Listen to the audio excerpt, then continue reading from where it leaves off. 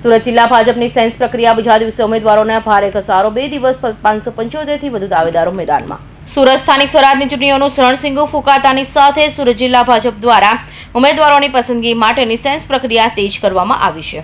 મધ્યસ્થ કાર્યાલય ખાતે યોજાયેલી આ પ્રક્રિયામાં બીજા દિવસે પલસાણા અને બારડોલી પંથકના કાર્યકરોમાં ભારે ઉત્સાહ જોવા મળ્યો હતો।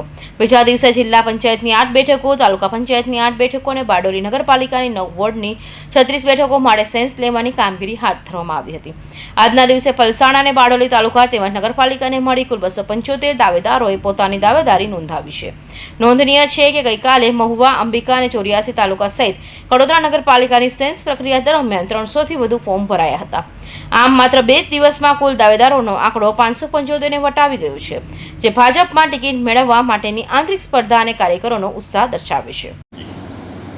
છેલ્લા 2 દિવસથી પાર્ટીની યોજના અનુસાર સુરત જિલ્લામાં માન્ય ભરતભાઈના નેતૃત્વમાં જે સંગઠન ચાલી રહ્યું છે એની સાથે અમારા 2 દિવસનો સંપર્ક સતત રહ્યો।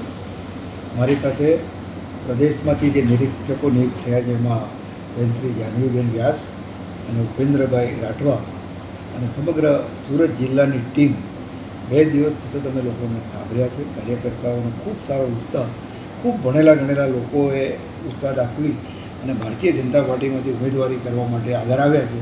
એ ખૂબ આનંદની વાત છે કે સમાજનો બૌદ્ધિક વર્ગ પણ એક નરેન્દ્રભાઈની વિચારધારાને આત્મનિર્ભર ભારતના સંકલ્પથી વિકસિત ભારતનો સંકલ્પ સાકાર કરવા માટે જ્યારે દેશ ઊભો થયો છે અને એમ કહેવાય કે આ નવું ભારત, એક યુવા ભારત, ત્યારે સમગ્ર સમાજને સાથે લઈ અને એક એવી રણનીતિ સાથે અમે ચૂંટણીમાં ઉતરવાના છીએ કે પંચાયતથી પાર્લામેન્ટ સુધીની જે અમારી સત્તા, અને ખાસ તો સત્તા એ અમારા માટે સેવાનું માધ્યમ છે, ત્યારે એ વાતને અનુમોદિત કરી અને આવનારા દિવસોમાં જે આજે ચૂંટણી જાહેર થઈ છે ત્યારે ફરી એક વખત ગુજરાતની દરેક નગરપાલિકા, દરેક તાલુકા પંચાયત અને જિલ્લા પંચાયતમાં ભારતીય જનતા પાર્ટીનો ભગવો લહેરાય એના માટે સમગ્ર ગુજરાતની ટીમ કામે લાગી છે।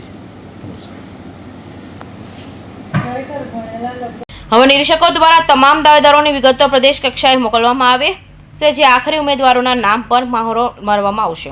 Suresh Rathod, Hind TV news, Bardoli.